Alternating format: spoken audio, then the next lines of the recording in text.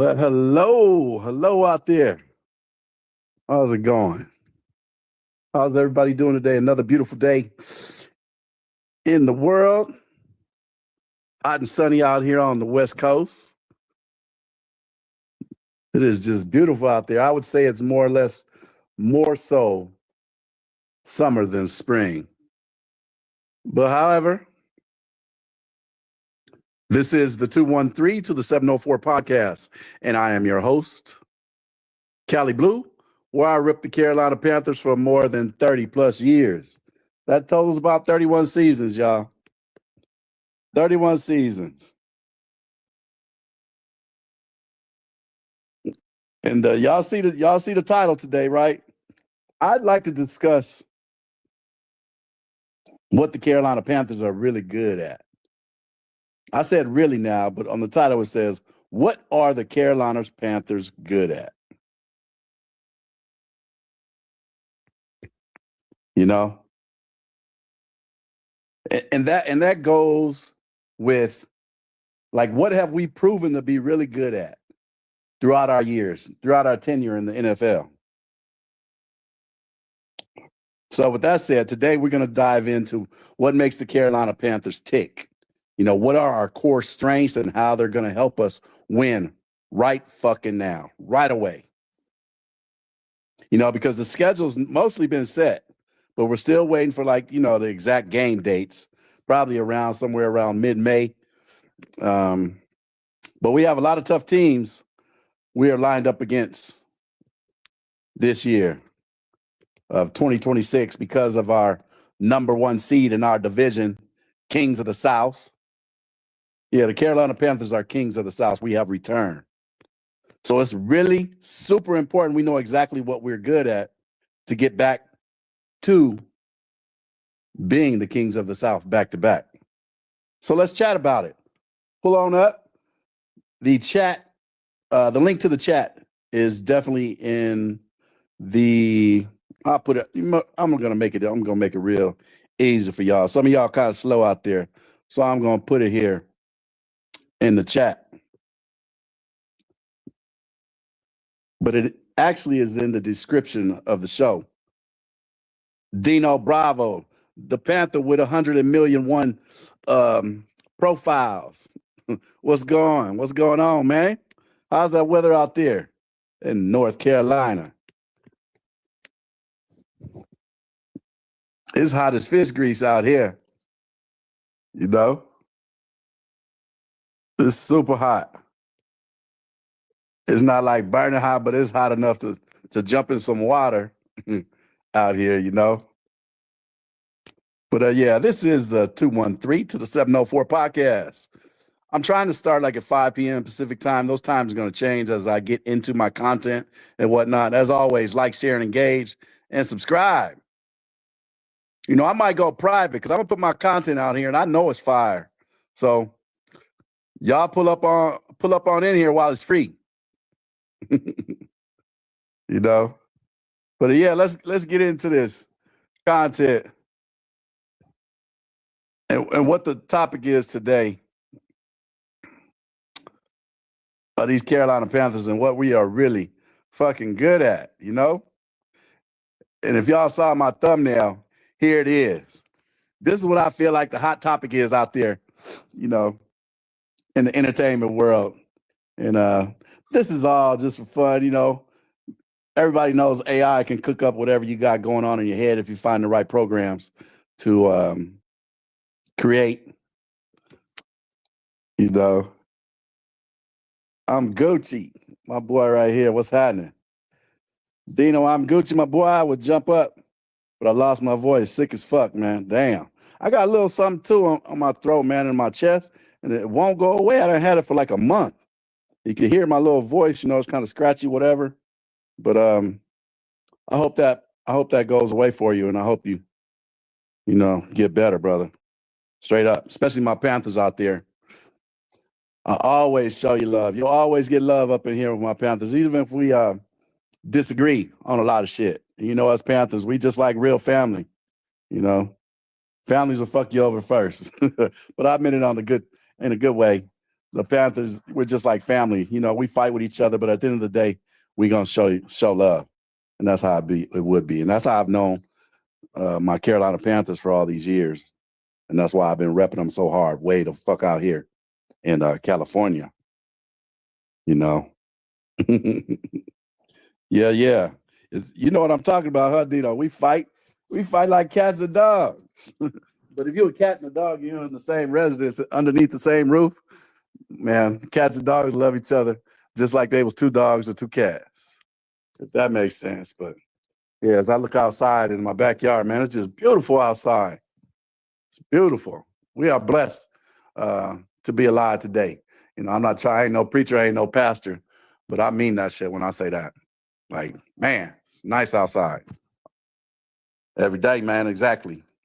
So, yeah, let's get into it, man. I wanted to talk about what really makes, I'm hoping somebody pull on up, and I want to hear some different perspectives because I don't make these shows too long just now because I am in the lab and I am creating content, and I'm trying to make it look real nice and creative, and I got to go out and shoot and whatnot. But yeah, man, these shows are not going to be too long. I would say like an hour to 30 minutes to an hour. But I want to talk about this. Yeah, I seen the new pickups that we got today, and I'll just get it off the top of the dome real quick. Andy Dalton, he gone. So salute to him. And good for the Panthers. I'm not sure of the picks. I heard something. I haven't had time to really look at it because I'm, doing this and doing that. But yeah, I hear we got a 7th round pick. He's going to pick up the money and all of that, or they're going to pick up the money. And we got a new running back from the Eagles, which I think is a good pick. He may not be the end all, or the start all or end all, but I feel like the Carolina Panthers organization up there is cooking with grease for real. Some nice grease, We ain't fucking putting no Falcons in our grease and our ingredients. We ain't putting no Falcons or no Bucks or definitely no Saints in our pot. We're trying to make some tenderism with flavor, So today, as it stands, I think we done won the Super Bowl on free agency. At least I feel like that from a Homer Panther, in the free agency, NFL free agency today. They doing everything. Seems to be doing everything right, When I created this and asked AI to make this picture, it popped up with this, and I said, "God damn, that's it right there." That's right on point. All bullshit season with these Falcons. Yeah, somebody told me, "Oh, you need to put the Falcons in the Saints and them sorry ass Bucks up in there." I said, "No, man, we can't put no shit up in there. We might get closed down like Smokehouse Destination." Ain't nobody gonna come in. But yeah, just let me get this off. And in regards to what I'm talking about, what are the Carolina Panthers really good at? And this is my personal perspective based on facts, So I just want to start with a quick recap of the 2025 season because the Carolina Panthers are going to approach the 2026 season. And in my opinion, it involves building stability, depth, and hitting the ground running. Hint, hint, Bryce Young. Hit the ground running, my boy. So I got love for BY9. I'm completely behind him. So, but I will not purchase his jersey just yet. From Dino Brown out there. Dino, yeah, that's your name. Dino Brown, not Dino Bravo. Your name, Dino Brown. Saying that I wouldn't buy a Bryce Young jersey, so I may not be a fan of Bryce Young. That is not true. I am a Bryce Young supporter. I'm a fan. I have seen him elevate his game. However, he's going to have to get better. So, and I'm not buying this jersey yet until I feel a little bit better. And I just typically don't do things like that right off the bat. Jerseys. But for the Panthers to win the division again, they're going to need, in order to snag the NFL South title again, which means we'll be playing all the first place schedule in 2026. That's all the good teams out there, all the teams out there in the NFL who are doing it. So far our team's offseason moves look like they're really focused, in my opinion, on making key positions stronger. Like what do we get? We got a tackle, left guard, or left tackle, and Rasheed Walker in free agency, and re-signing guys like just recently Travis Gibson and James Mitchell and other players, key players, back to the squad for depth. You know, so in regards to what the Carolina Panthers are good at, for me, it's like in order to get back to our old winning ways and make a playoff run, our team will probably need to make some smart personnel moves and play damn good against all of these 2026 opponents. What's going on, SGA? Thank you for pulling up, brother. Thank you for pulling up. Once again, you know, I try to show love and stop what I'm doing. Show love to all my supporters out there. It may be few right now, but I guarantee you they're going to come. They are going to come. And if they don't, I'm still going to be here talking my shit. Because on here, can't nobody tell me to shut the fuck up. And if they do, they don't have the end all say all. Callie, you the biggest Bryce fan.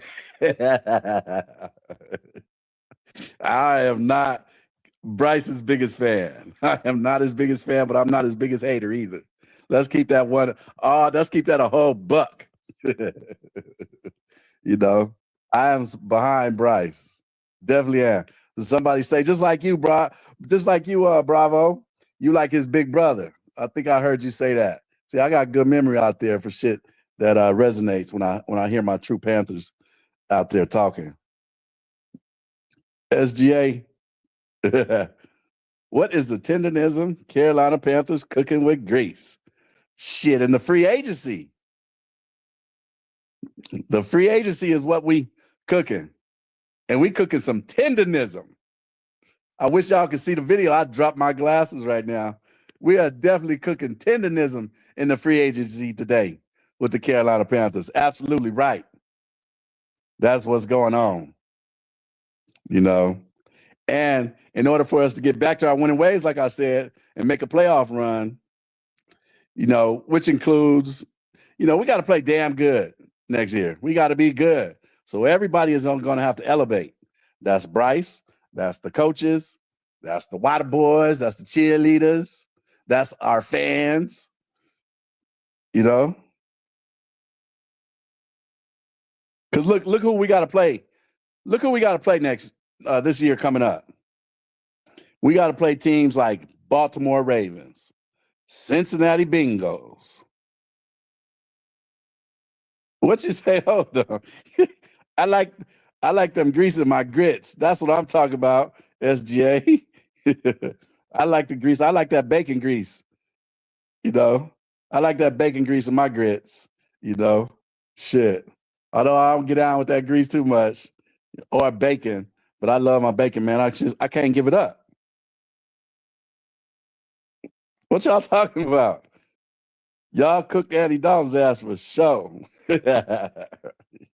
Yeah, he was on the first day smoking. They couldn't wait to get. They said, "What? Oh, he is." They was probably like a used car salesman. Imagine, I bet fucking Dan Morgan and company turned into fucking used car salesman to get his ass up out of here. Oh yeah, the rims and tires. Yeah, we changed the oil all the goddamn time. You know, said every goddamn thing that they wanted to hear to get him on the first thing smoking. And look, and facts be told, in regards to Andy Dalton for a 7th round pick, I looked it up just right before I came here on air. And man, the Carolina Panthers got a whole lot of fucking picks coming up in the next year in 2027. And you know what else is around there? Hint, hint. Bryce.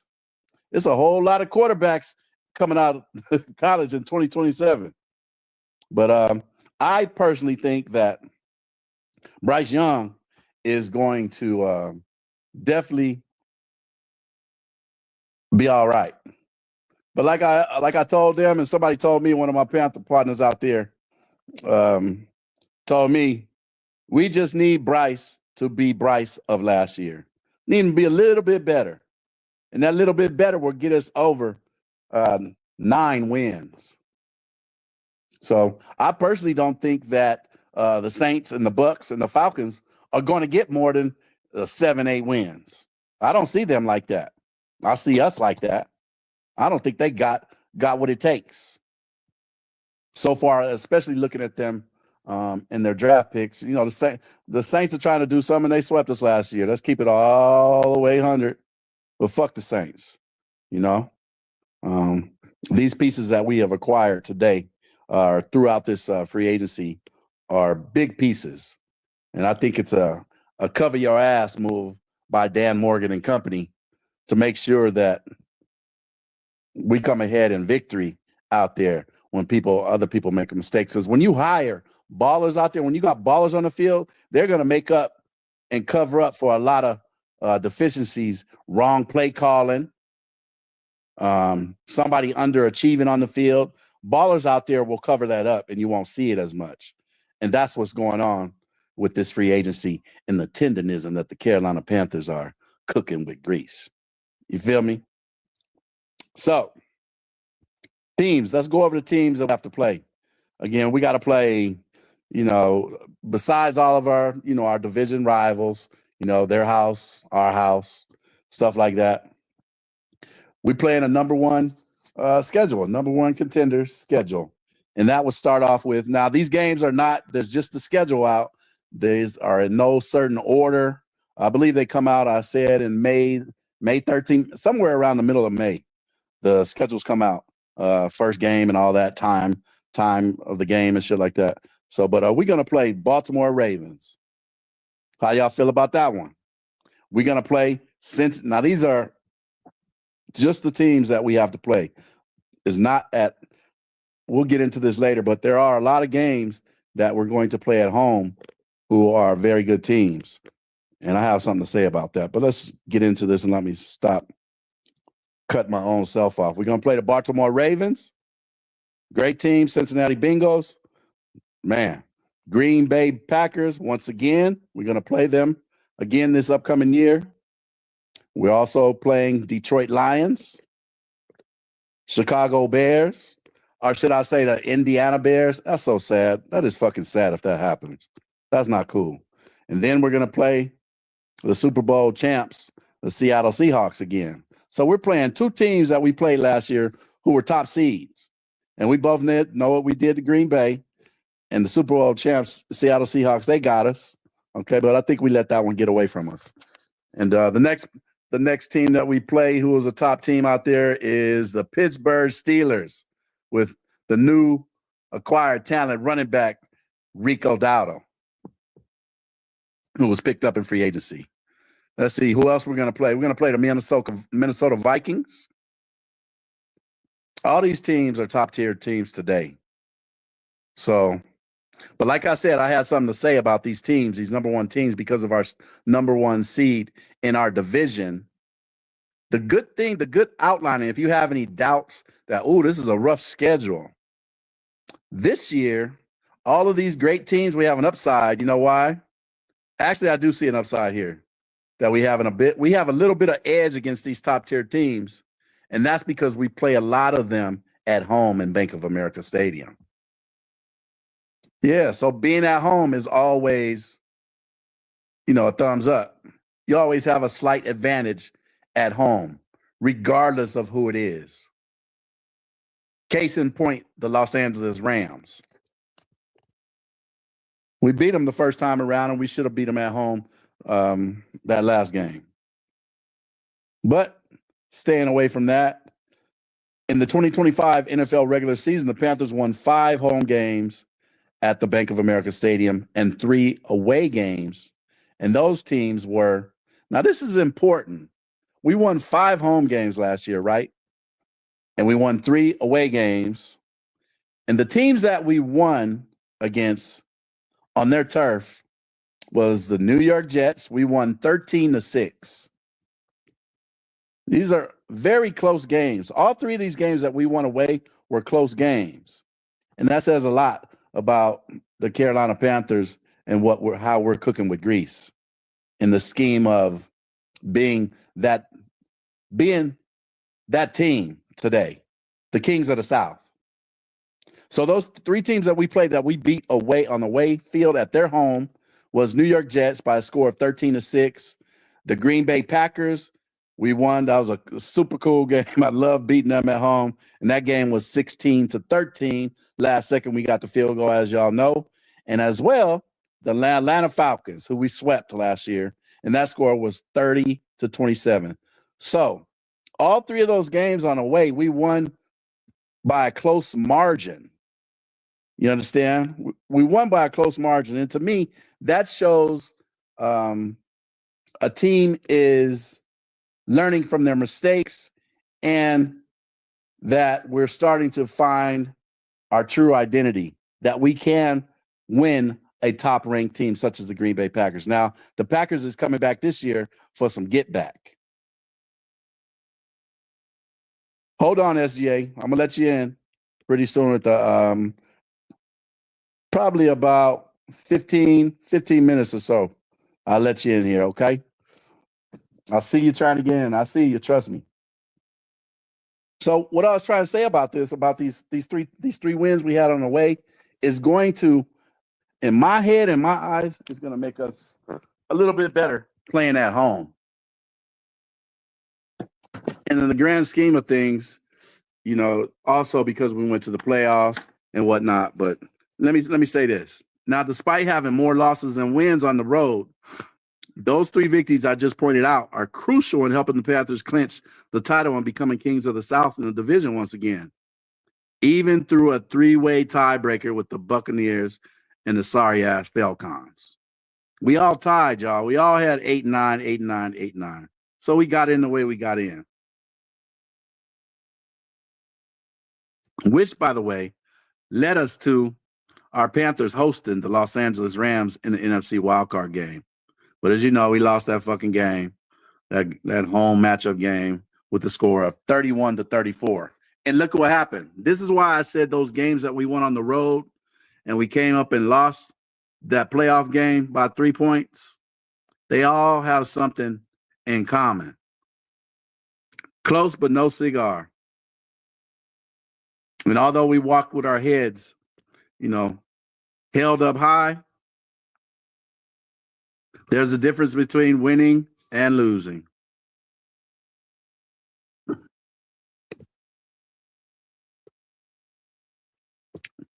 You know?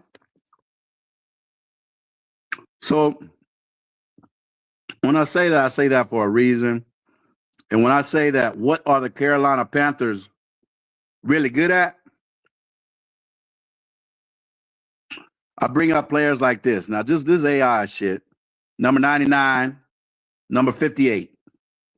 Well, who do those two dudes represent to the Carolina Panthers? Who are they in your mind? When you think about a TD Thomas Davis, when you think about him, what do you think about as a Carolina Panther? Me personally, I think of a bad motherfucker. I think of somebody who can handle the game at all levels and can come back from defeat. This is what the Carolina Panthers are going to have to be. We are going to have to be tough out there and keep pounding like we have last year, which was our true grit that we can come back from being down. Thomas Davis himself went through 3 ACL tears, if I'm not correct. Somebody, you know, I don't claim to be the know-all, and sometimes I say shit before I really should. It's in my head. But Thomas Davis, this man came back from 3 ACL tears and was by far one of our staples in the linebacker room of the Carolina Panthers history, you know? And then who we have here to the right. What are the Carolina Panthers good at? And this means from the previous to the past. I mean, you know, the past to the future. That'll be Julius Peppers, Mr. Hall of Fame. And I'm saying this because these two players right here are part of why we're Carolina Panthers. I know for me, when I'm talking my shit about the Panthers, and when somebody say something stupid out the side of their neck, or we going up against a division rival, I know when these two players was playing, win or loss, that I was going to talk my shit, and I felt very confident in who they were and who was underneath that helmet repping my defense out there. And what have the Carolina Panthers did today? I mean, what have they been doing in this free agency?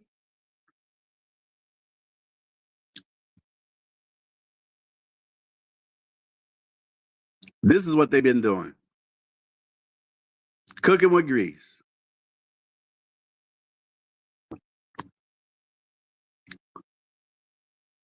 If I'm lying, somebody tell me I'm wrong. We are having a free agency feast, and the Tidsonism is truly in play. So y'all better step back. Everybody's on notice with what's going on right now.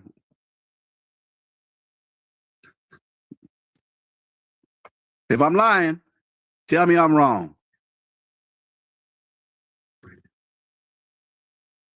These players, this man right here, and that gentleman right there, 59, and 51 to the right, to the left, whatever side you're sitting on, Julius Peppers, Luke Kuechly, Sam Mills. These are the positions you need to look back. And if you're too young to know who these players are in the Carolina Panther history, please go on YouTube. It's for free. You're watching me today, you know.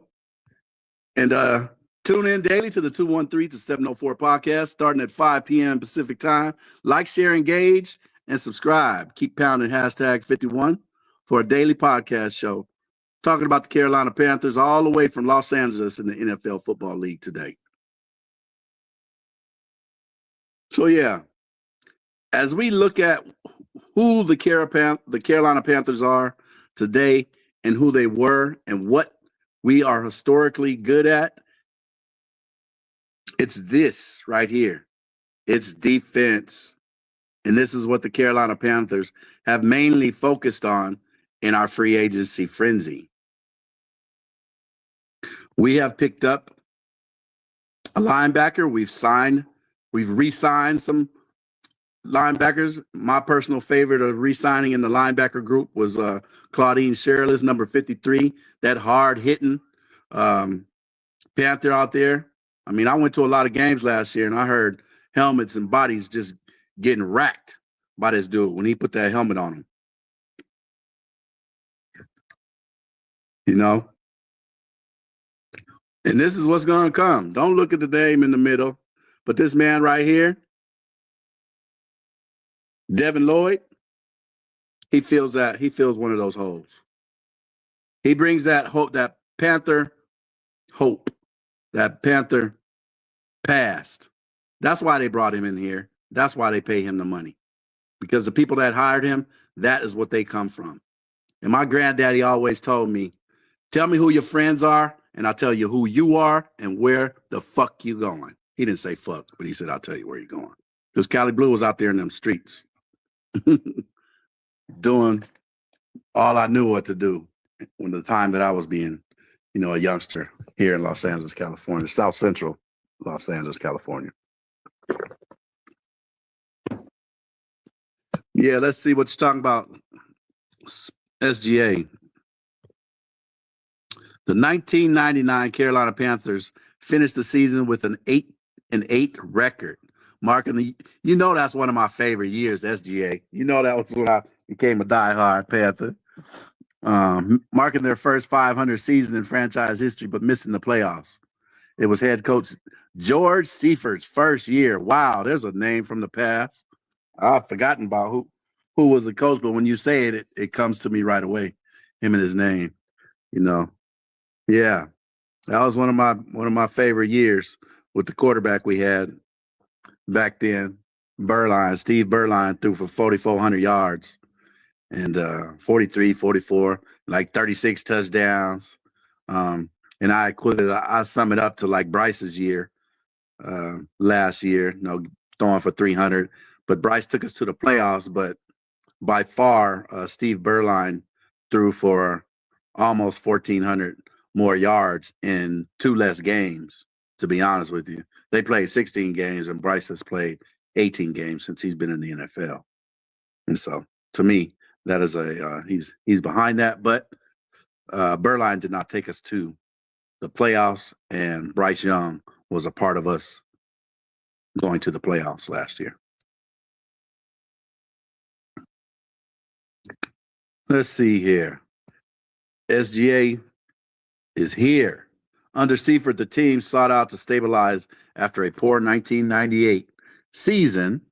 Poor 1998 season. Oh, okay, that makes sense. The offense, led by Berline's career year, performed well, but the defense was inconsistent. See, you got to have a little bit of both. SGA, you're right on point with what I'm trying to say. You know, they always say defense wins championships, and this is proof in the pudding here. You know, and shout out to Steve Berline because he was a backup in our when we went to the playoffs for what was that boy's name? Mark something. Mark Collins. I think that's his first name, not sure, but Collins, Kerry Collins, I believe, was our quarterback when we went to the championship our second year.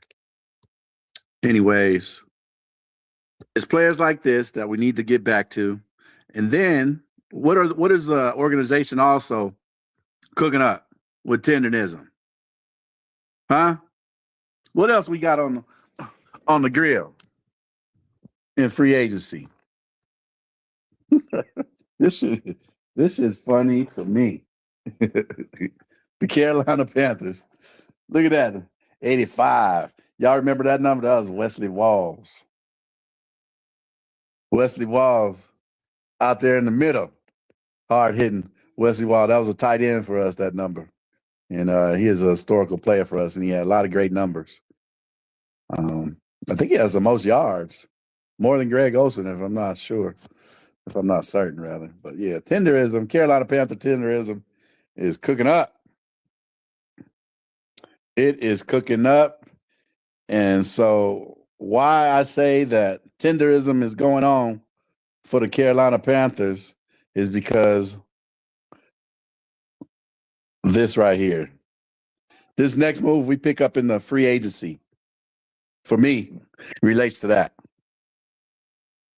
Zach A.J. Dillon, exactly. I talked about him early. I gave him his props. Big boy, with that size, boy, looking like a man. Who was that big for us? I know Stephen Davis back in the day was a big boy, but A.J. Dillon is not no Stephen Davis. But he can come in there and get that first down. You know, maybe a big old Tolbert, but he's a lot taller. Maybe Brad Hoover or somebody like that. But that is a really good sign. You know, it's not about the players for me because, to be honest, I'm a Carolina homer. I'm a Panther homer.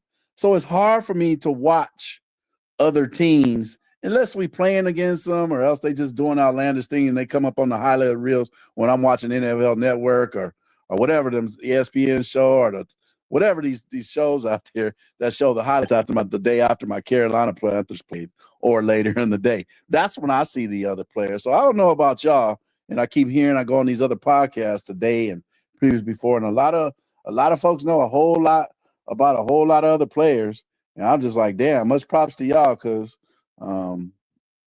as much as I'm into the Panthers, I don't have time to be reading about no other players. And I got homeboys, and I shout him out daily.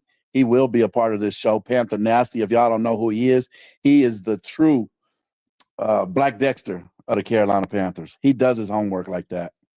He goes out there and he studies other team, and he's who I go to get a lot of my information. And he will cut you up and talk shit right to your face.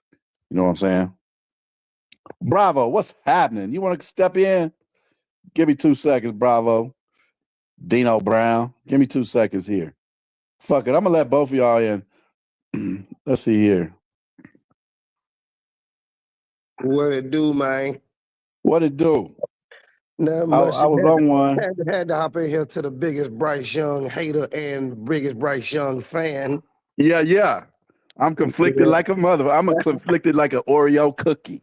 Hey, check it out. You ain't missing nowhere, nigga. Hey, I hold you down on all the platforms, nigga. Hey, I got you imitated to a T. Hey, they be thinking you be in the goddamn room. I say, no, this ain't nobody but Dino Bravo. I come in that mother, what's up, cuz? They saw some damn Cali Blue, where you at? Like, oh, that's Dino Bravo. I ain't the only nigga that say cuz. Man, it's how you say it, bro. What up, cuz? Oh, shit, I was saying that shit when I was 4 years old. Yeah, man, I had to get up here and show you some love so you won't be talking to yourself. What's good? Yeah, I can hear it in your voice, but I appreciate you coming through shit with your voice, man. I'm just trying to get it going. Like I said, because I got a whole lot of content. I'm sitting in here cutting and creating content, making it funny. I'm gonna do like little episodes and shit, you know. And then at the end of it, we'll go in here and we chop it up and see who's around to do this type of shit. But yeah, man, it's exciting about these Panthers. What do you think about? Let me ask you real quick, because what are the Carolina Panthers good at from the past to now? I just whatever the top of your dome. I don't want to like steer you towards what I want to hear. I just want to hear from a Panther fan. What are the Carolina Panthers good at? We've always been good at defense, man. I felt like we've kept that hard-nosed defensive linebacking spot. Like, I wasn't no big fan of the cornerback, you know what I'm saying, from the past, you know what I mean? But that What about, linebacker, do you remember of a cat named Tyrone Poole? yes, sir. Chris Gamble, And that was my man right there. I wasn't really big fans of them boys like that. They played good, but it was something about that linebacker spot. Like you just said, you called that Stan Mills. You had John Beeson. Yeah, you know what I'm saying? Thomas Davis. You know what I'm saying? People forget that even on the D line, we had Reggie White at one point. You know what I'm saying? We had the pack over here. That's how you're right. You're right. Yeah, we always been a defensive minded team, man. Even though they shut up. Oh, you got a dog too? Yeah, I got one. Old pit poodle over here. Oh shit, a pit poodle. I got a Cane Corso, 2 years old. Act like a damn teddy bear. He barking at you. He hear you being a Bryce Young fan and hater. He trying to figure out what's going on. He keep it up. I'm gonna put a Bryce Young jersey on him, whether Bryce doing good next year or not. Hey, look, he already got his. He got his Carolina Panthers sweaters, hoodies. You know what I'm saying? This dog got it all. He's a Panther already. You know what I'm saying? That's right. I had a dog for 18 years because I went through my Panther fanhood, and I had him for 18 years, man. And he passed 2 years ago before I got this one. But I have his picture up, you know, like a little memorial. He's up there with the family, with the other pictures. And then I have his collar. I have his collar on the outside of it. Yeah, that he had the whole time. So yeah, I understand when you say that. Because they damn sure part of the family. He over here with his Cuban link on right now. Yeah. Like a motherfucker spoiled ass dogs. I don't know who worse, the dog or the kids. Goddamn. Shit, he fit right in on the West Coast over here with all that on. You got to put some K Swiss on him now. Yeah, you know, I ain't gonna put him no K Swiss on, nigga. Yeah. I feel you, man. But historically, you're right about the Carolina Panthers defense. I mean, but the one thing that we're missing from the Carolina Panthers defense that has taken us to victory in the way I be looking at it, and I be reading and slicing and dicing, the Carolina Panthers historically have had, you know, except for Monsters Inc. and our 2003 historic, we've always had that great dominant player. You know, 1 year and then we fall short, and we never had all of them gelling together. Right. You know, except for years like 2015. You know what I'm saying? Right, historically, if you think about the Panthers, you think about our great players, and you think of Luke Kuechly, Julius Peppers, shit like that. You know, but even with that, like we even though Luke was a motherfucker for us, like we still we can never leave Thomas Davis. You know what I'm saying? Like Thomas Davis embodies that keep pounding mantra. Because like you said earlier, this man went through 3 MCL or ACL surgeries. ACLs, he still turned out to be a beast, man. You know what I mean? Like, we wouldn't have went to the Super Bowl without him.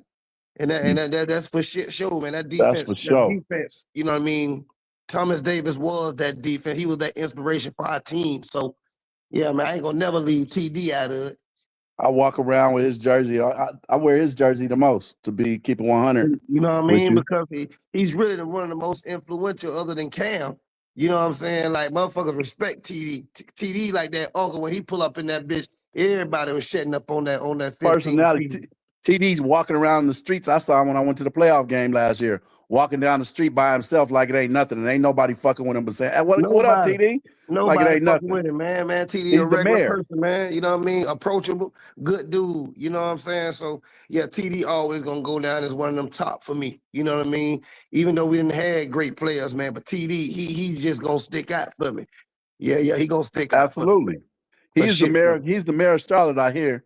That's what they call him. He damn sure could be. Yeah, they He say he the could be, mayor. goddamn He it. the Shit. mayor of Charlotte. I met him. I met his wife when I went to a game a long time ago. I went down on the field and his wife was there. TD was talking to her real quick, but she was standing right next to me, man. And then I saw her like 4 years later in San Francisco, and they were standing there. So I went up and I had this my cowboy hat on with my blue Carolina Panther rag around it, and she said, "Cali Blue, what's happening?" I I see was what I'm like, saying. Look, see "Damn." what I'm saying. That's what's up right there, though, man. Right? That's folks right there. And I That's seen her. what's She up, used to bro. have a show or something on YouTube. And I used to stop in there and she would say hi. So, and TD was the same way, man. So You know what when I they mean? But came then to, when, you think about, you probably walk past, you know what I'm saying, plenty of Carolina Panther fans, but yeah, they ain't gonna, you know what I'm saying, approach you like that, make it noticeable to you like that. That's why I say I fuck with Thomas. TD, man, that's all you hear from him. Like he fought. You I just put moved that to right South in Carolina. perspective. You know what I'm saying? So I'm finna be flooding that fucking stadium within a year or so. You know what I'm saying? I went to my first Yeah, game at the Saints game. You know what I mean? Him and Trey Boston, them like the people's champ when it yeah. come to coming to When you Charlotte, when you man. The say motherfuckers tenderism, like always you said it right about TD. When you think of Unc, that's fucking Unc. You know, he's that's up, younger than me. man. He is Tenderism, up, man. man, for shit show.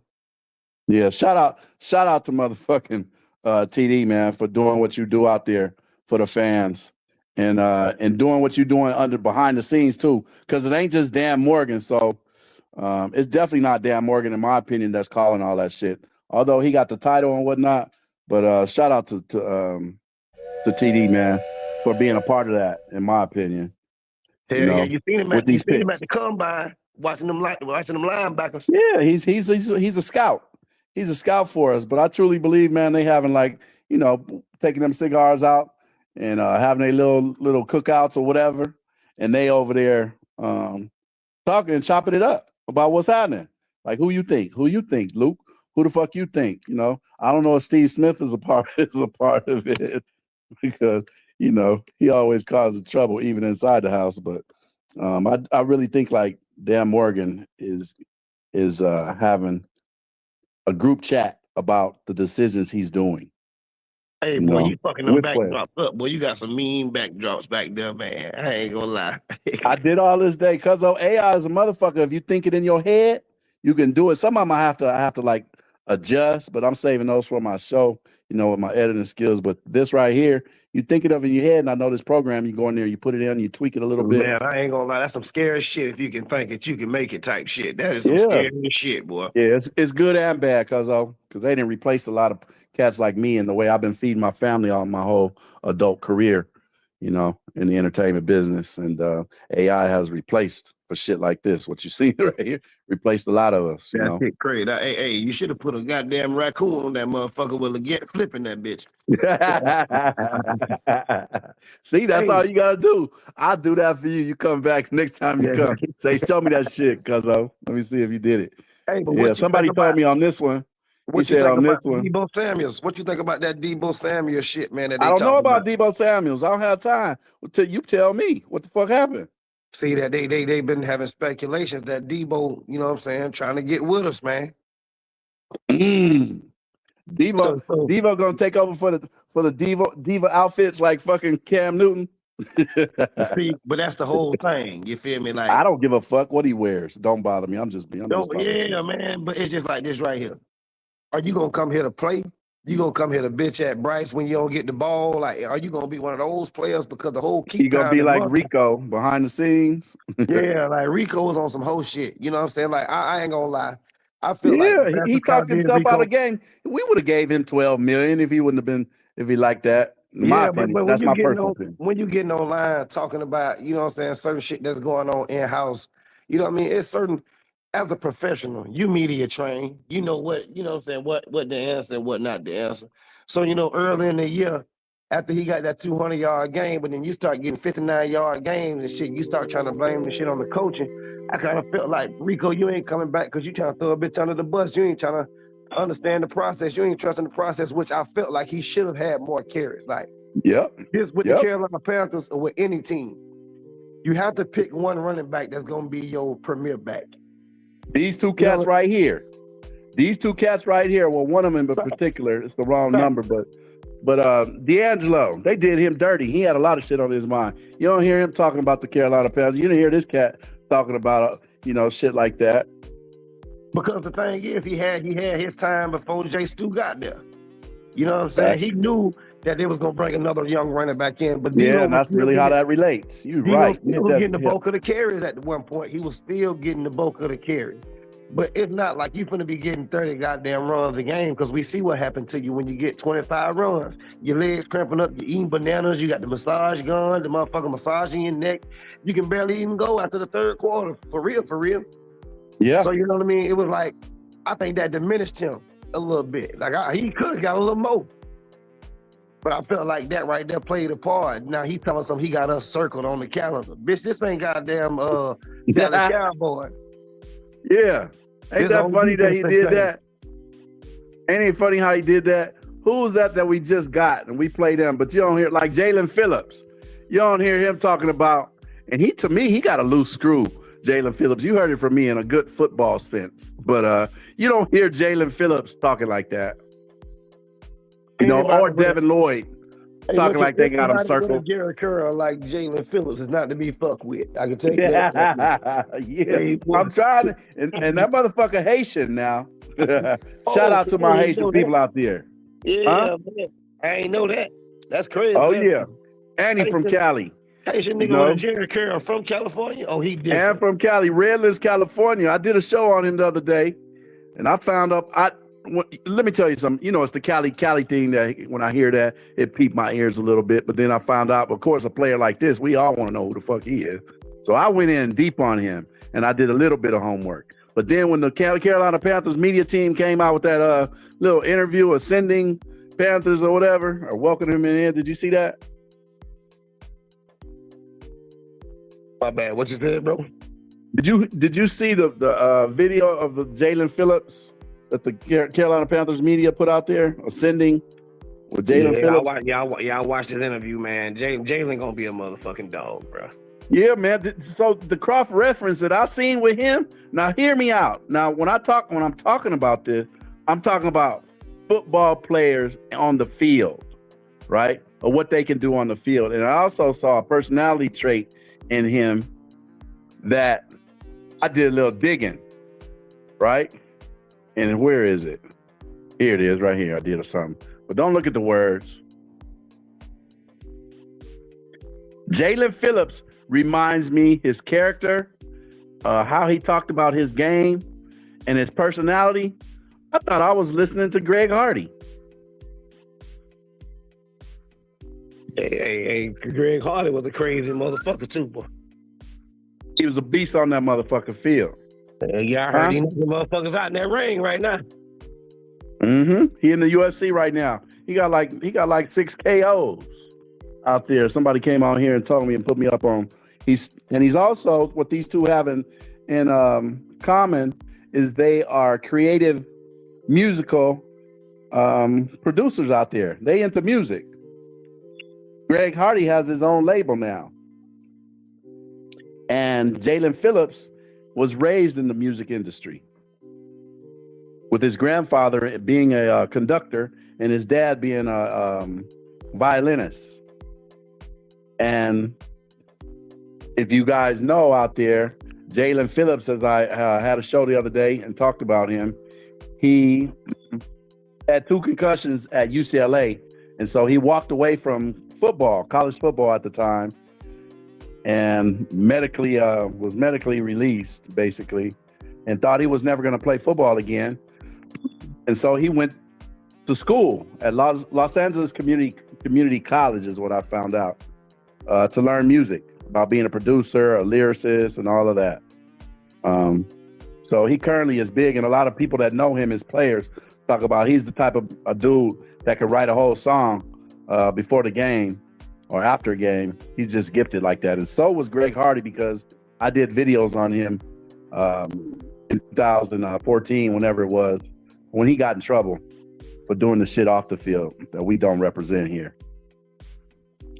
But he's a musician too. But I do believe everybody gets a second chance, in my opinion. Hey, look here, I'm one of them people. Some people deserve second and third chances. You know what Hell I'm saying? Yeah. He out here. He out here 10 years later. Got 3-4 chances at life. So yes, sir. And a lot of, as we know, don't get caught doing shit out there. You know, Facts. Motherfucking facts right there. and if Greg Hardy was doing what the current Atlanta Falcons defensive end is doing today, he wouldn't get a chance at coming back. And look at this Falcons defensive end. What's that kid's name? Who chased down his girlfriend that boy Walker or something like that. And he had like 10 sacks. That rookie for them. The boy's balling out this year. Anyways, he's getting a chance to come back. He'll probably get like a 10-game suspension, but he'll be able to play. You know, but if he wasn't a beast like that, that had like 10 sacks, just like Hardy, he got another chance in the NFL as well. But I think it was like a dark cloud over his head when he went to Dallas Cowboys. Yeah, but he played pretty good. I just don't think he mentally was. I think he had to mentally check that, to be real with you. Who you talking about, Hardy? No, I was saying that basically, like, I don't think he left the NFL because the cloud, the media cloud followed around him, you know, and they didn't let it go. Kind of like the boy with the running back for the Baltimore Ravens back in the day. Oh, right. Yeah. Yeah, you know, it kind of followed Greg Hardy, and then he's like, you know, I'm going to go do me something else. But you know what, though? I think it's the person. If Pac-Man Jones was beating up strippers every week, he was beating up strippers every goddamn week. And that shit ain't stopped him from playing football. That was just a crazy motherfucker. Yeah. Absolutely. So, but with that said, like I was saying, you know, we usually on defensive side of the ball, we have great solo players, elite individuals throughout our history. When you think of Carolina Panthers, do we think about the Super Bowl teams that made it out there? I know we do as Panther homers, but I think people think of the Panthers, they think of like great players that we've had, you know, throughout the years. And truth be told, we got a lot of them players like Reggie White and Kevin Green. We got them through the free agency. Right.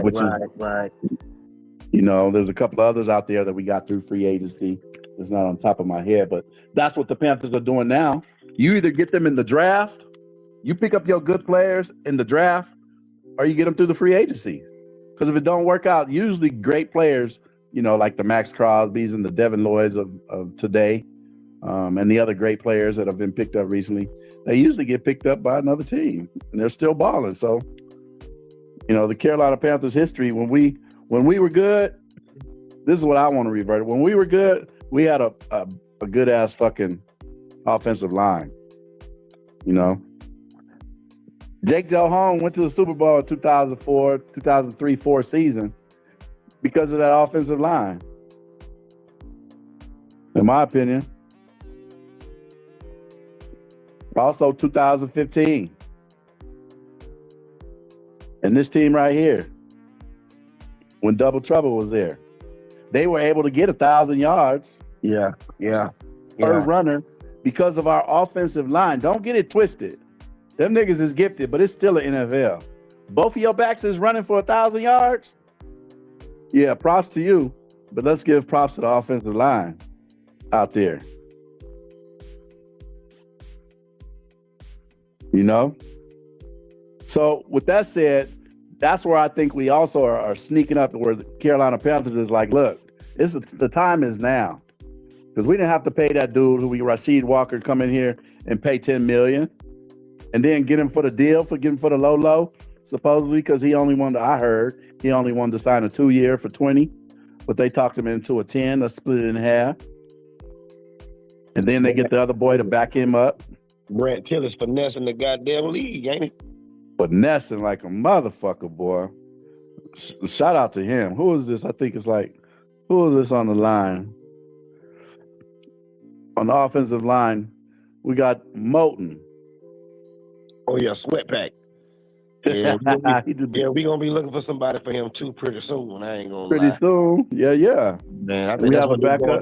They're going into the draft, you know what I mean, trying to get somebody for more replacement for the next couple of years. I think this is last year on contract or something like that. Yeah, this is why I say right now the Carolina Panthers is cooking with grease, because we got a whole lot of a whole lot of players on the team, 1-year deal here, and some of our stars out there, our dogs out there, they're just coming to an end. So, you know, you got the rest of the line like Robert Hunt. Well, he got a backup in Charles. And we got Luke Fortner, Back it up by Nick. What's going on with Brady Christensen? I haven't heard anything about him. You know what? I think they're gonna re-sign Brady. You know what I mean? Yeah, I they think they're better. gonna re-sign Brady, man. I'm so happy we got rid of that Austin Corbett shit. Yeah, I was a fan of Austin in the beginning, but yeah, he did us real bad. Him and Savala. But we kept Savala ass, so yeah. So we bring in. Look, we brought in two beasts. You know, if you look at our line, man, I see a championship team right there before they set on the field because they didn't prove it. Who they played with Taylor Moton, Big 50, and Luke. This man right here, Damian Lewis, and Rasheed Walker. Come on, cuz. Huh? Yeah. That's nice right there. The only thing Carolina I see wrong with this goddamn picture is that motherfucker. Is that Nick got bum ass back there? Who you talking about? Nick Scott on that defense. Him and Turk Warden. Hey, look. Let's just keep it 100.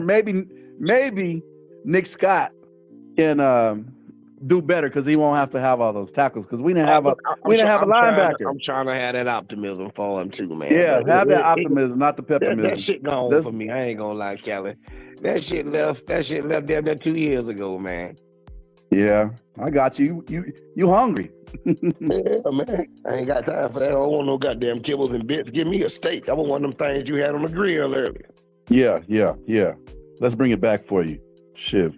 Because I don't want you to be upset. Yeah. Give me a whole one. Don't even cut it in half. Yeah, dripping with sauce. Dripping with some tenderness and Panther sauce. You know? Well, when I look at that, I look at Turk Warden. I think he may have a better year. Like, I've been trashing his ass too. But with this Jalen Phillips signing and they didn't sign back they didn't sign back Woonham. Who? Woonham? Oh no, DJ Woonham got a DJ deal somewhere. I forgot where he went. He got. I don't know, man, but I feel like the Nick Scott, because if you have all those tackles and the coaches he's like the coach's guy, he got to have some more sense than what we saw, like completely just losing the play and getting burnt because you was just completely out of position. What I saw mostly from him, it wasn't because he was like close or he really got burnt in a close competition. I seen him doing a lot of tackling. I seen him bring some fucking hits that made me feel proud. He was laying them Panther hits, like on that motherfucker from the Panthers in the playoffs. I mean, for the Rams last year. Who was the big boy? They big with the braids, the wide receiver for the Rams. Oh yeah. Shit. You ain't talking about Devontae, is you? Yeah, Devontae Adams. Okay. Scott came over and laid the fucking wood on that nigga, boy.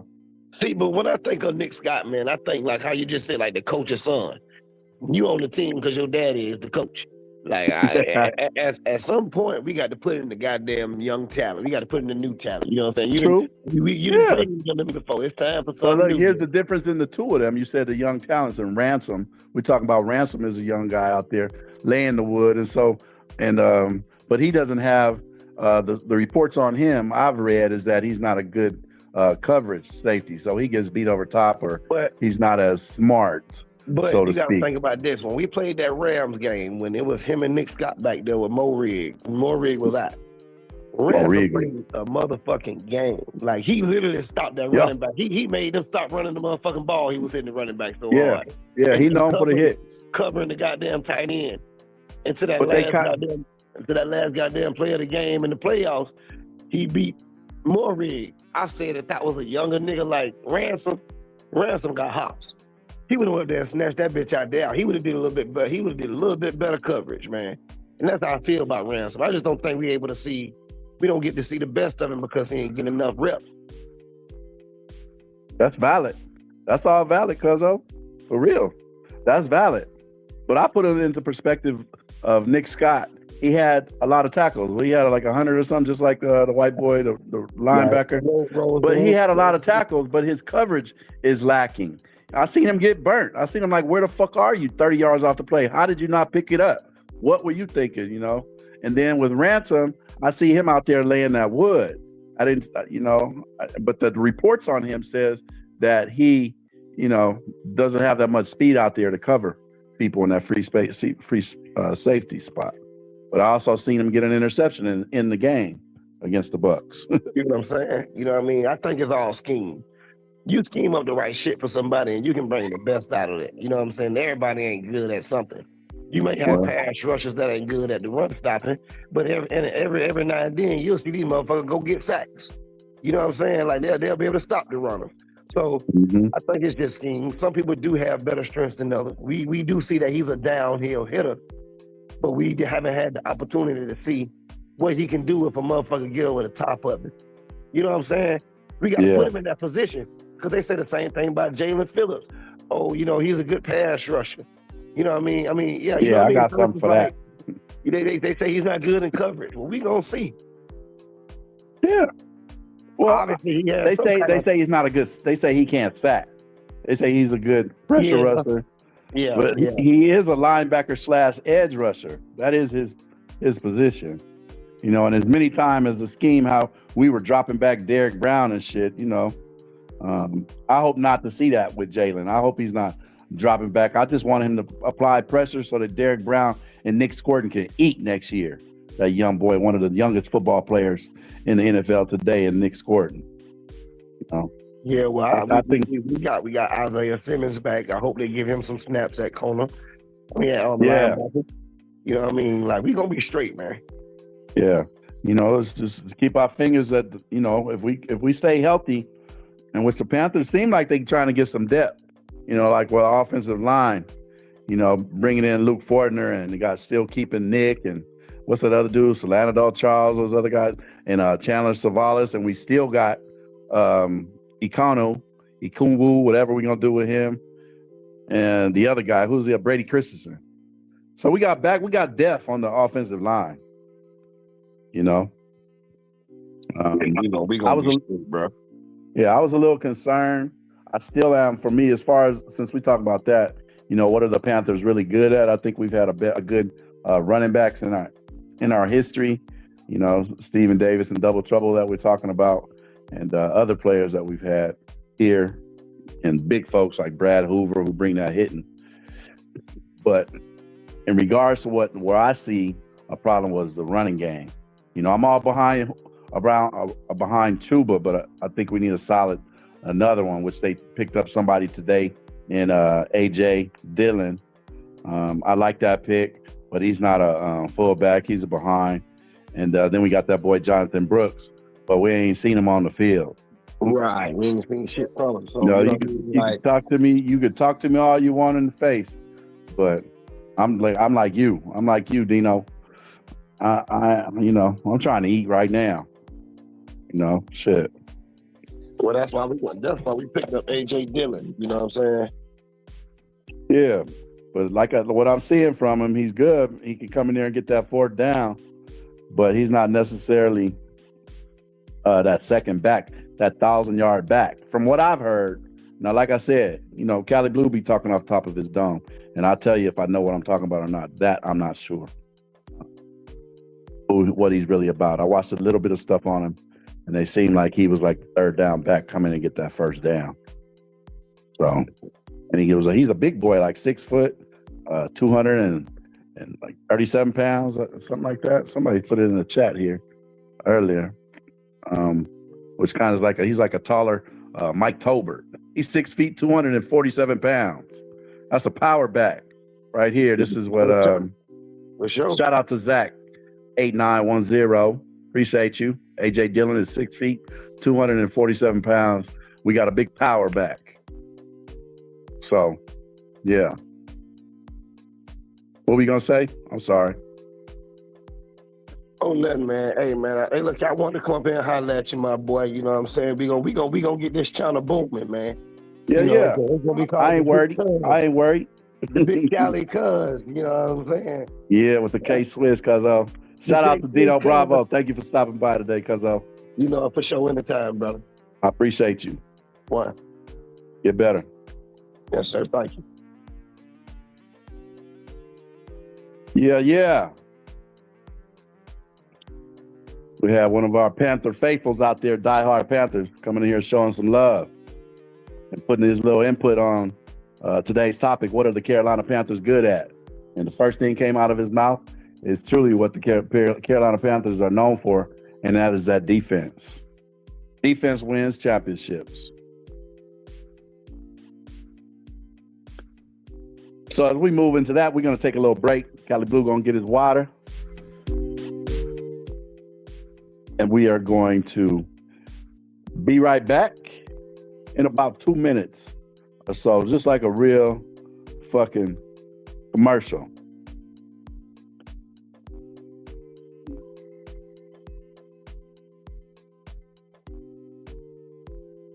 And as I always say, this is the 213 to the 704 podcast. I am your host, Cali Blue, and I am here to rep the Carolina Panthers, and I've been doing it for 30 plus years, 31 seasons. Check the receipts, however you want to check them. But yeah, if you didn't know, now you know. Stay tuned and fuck what you heard.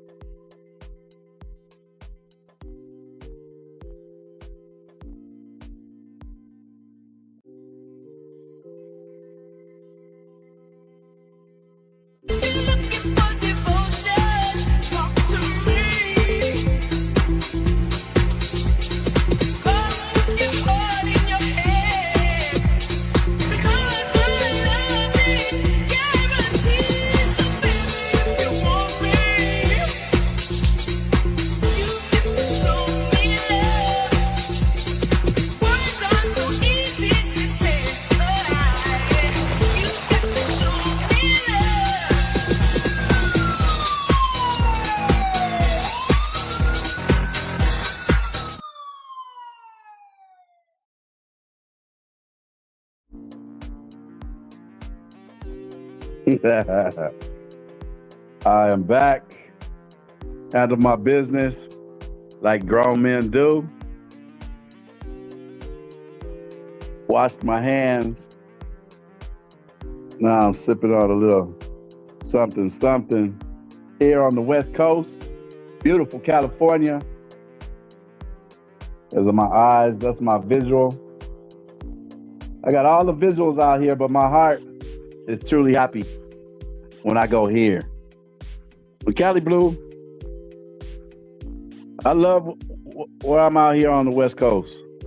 But what makes my heart happy a certain time of the year, and I've been doing it when I say 30 years, like goddamn, I've been watching football with the Carolina Panthers for more than 30 years.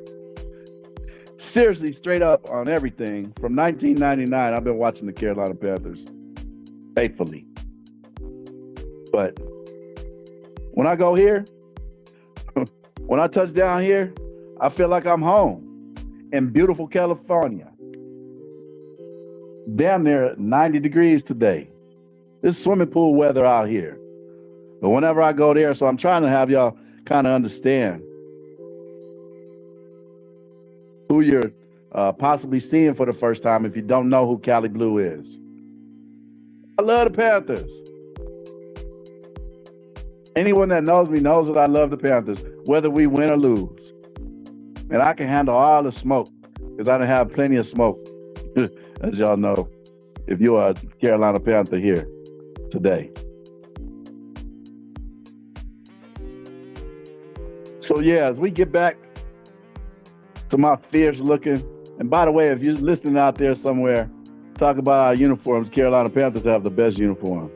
But y'all want to see something funny? When I was doing my AI today with my backgrounds, look at this. What's so funny about this picture right here?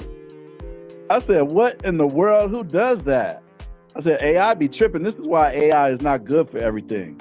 AI can't replace everybody's job, especially the profession that I've been in, the money I've been paying for my bills my whole adult career. How you gonna have Newton with number 13, Kelvin Benjamin, on the back of it? When I expressed what are the Carolina Panthers good at, this is what they came up with. And if y'all know the background and how ironic this is and how funny, Cam Newton and Kelvin Benjamin had a falling out. Kelvin was in his Dunkin' Donut feelings. I said it. I've seen videos about him recently being compared as one of the fattest, out of shape NFL athletes ever. If y'all think I'm capping, just Google it on YouTube. However, I thought this was kind of funny. But I want to get back to how the Panthers are going to be successful next year. We're going to have to be road warriors, because I believe that our away games are our easiest games. I'm keeping it 100. You know, I'm not certain who the away games are. I don't have it in front of me, but some of those teams are, I believe one of them is Seattle, Pittsburgh, Minnesota, and Green Bay will be coming here. I'm not certain about Baltimore. I believe they're a home team, home game, and Cincinnati Bengals. But I think the ironic and the funny thing about it is that we were more victorious at home this year. I think we won 5 home games, right? Somebody tell me if Cali Blue is wrong. I'm talking off the dome of my head, you know. Hold on, let me see what Zach. I didn't give him his shine yet, but for Zach 8910, he says, for once, if you look at all these players wanted to come to the Carolina either because of our linebacker history and because of Evero and Dave Canales. That's a recent fact, I believe so. These kids are different, but it does have some homage to it. That does say some homage. That is true. And I think Dan Morgan, being the player he was and the regime that the Carolina Panthers have behind it, you know, it doesn't make you feel bad. Also in the back of your mind, knowing that one of the richest men in America is the owner, with Dave Tepper's $101 a second making ass. You know. So, as I was saying, the Carolina Panthers were a 5 home game winning team, and away games we won 3 that I discussed earlier. And those things matter because I feel like that, in regards to this upcoming schedules for the Carolina Panthers, are going to have to be do what we're good at really well again. We're going to have to win those away games, because that is the weakest part of victories that we should be getting. That is the weakest part of our schedule, is the away games. Our home opponents seem to be a little bit more of them top dogs out there in the league who are in the playoffs and did really well fighting for their division, if not winning the division. You know what I'm saying? So like I said earlier, despite having more losses than wins on the road, those 3 victories I just pointed out are very crucial in helping the Panthers clinch the title and becoming kings of the South in the division once again. Even though It was through a 3-way tiebreaker with the Buccaneers and Falcons, all of us having 8 and 9 seasons. So it's not going to be easy. It's up for the Panthers to lose. It's really up for us to lose because with us cooking in free agency right now, the way we're doing with tenderism, with this right here, the way Dan and company are doing this year, and our free agency hires with the free agency deals and the contract vendors bringing players back, getting a top dog like Rasheed Walker, telling them, okay, give us 1 year, we'll give you 10 now. We'll talk about that other 10 that you were supposed to get that you wanted from other teams out there in the $20 million 2-year deal.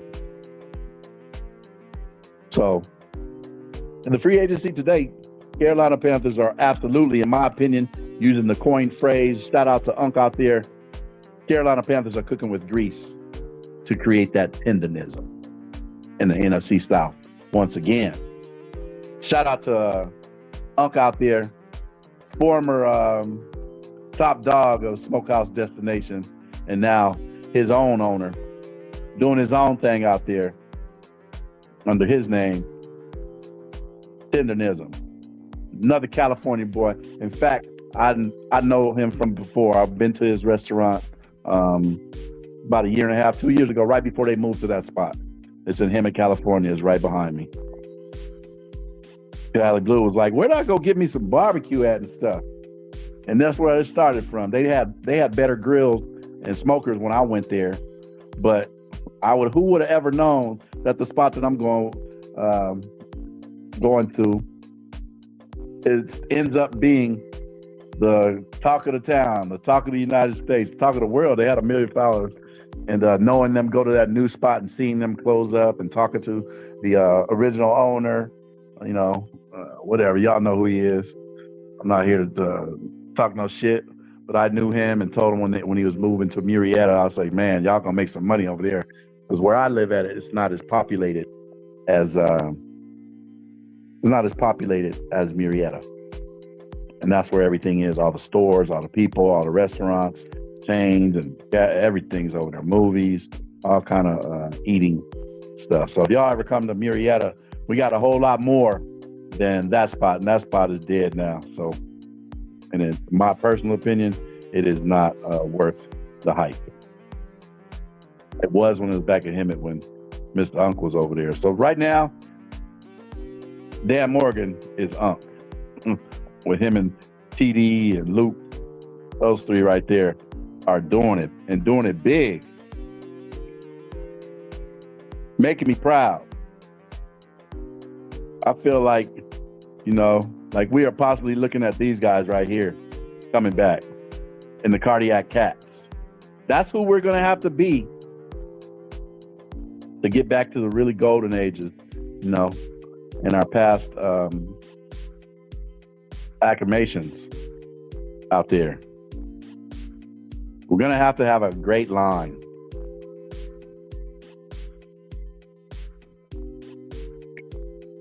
We're going to have two players like this, number 58, TD, and Julius Peppers.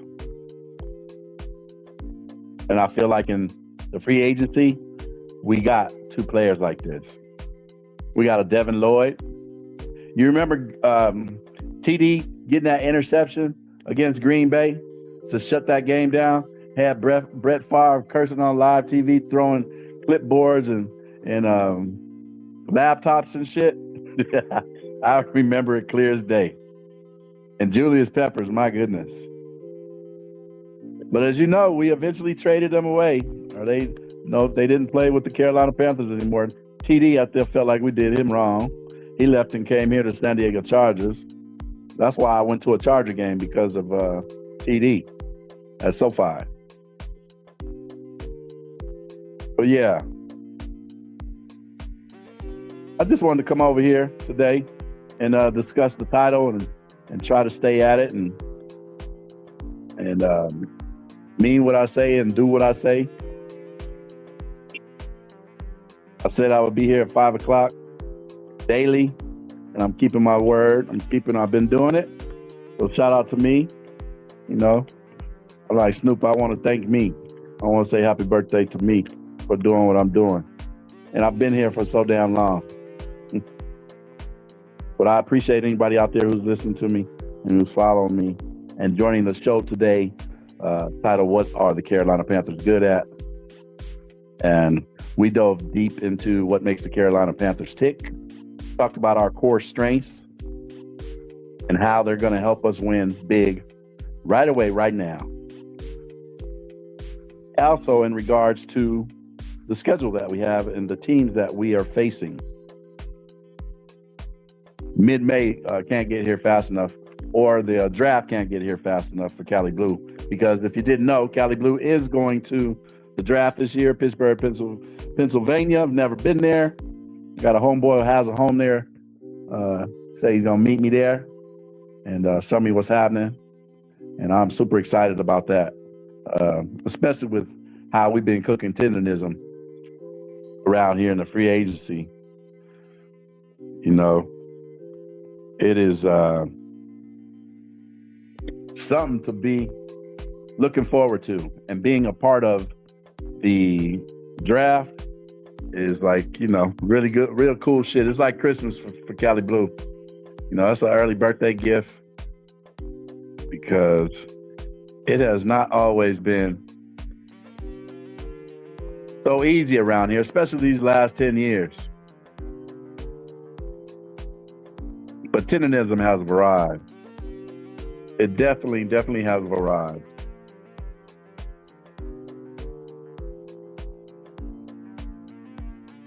I want to let everybody know to please, if you're watching, if you're new, hit that like button. Now I understand why all my podcasts out there. Hit that like, share, subscribe.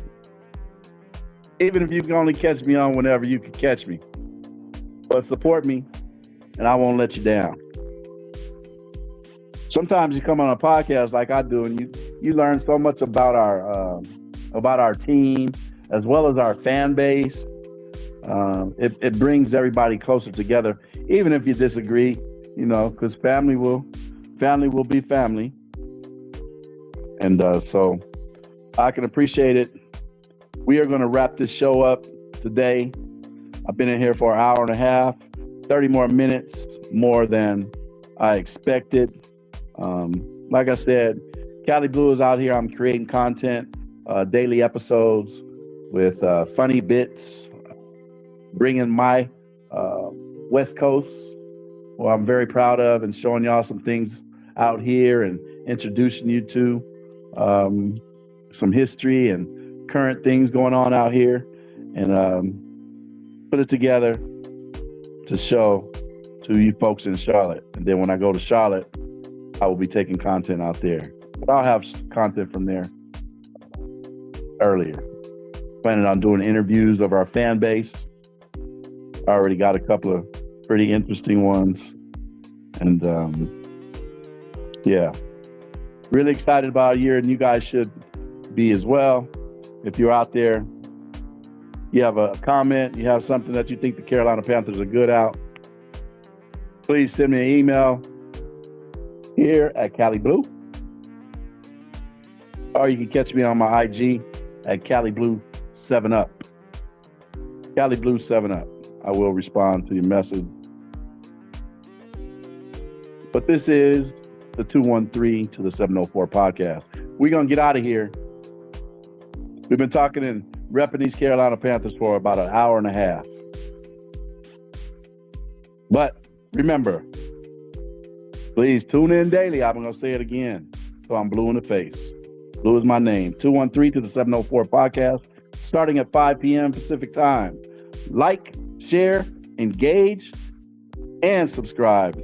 Keep pounding #51. This is a daily show podcast representing the Carolina Panthers fan base and myself, all the way from Los Angeles in the NFL Football League today. As always, this is Cali Blue. And if you didn't know, now you know, and fuck what you heard. Peace.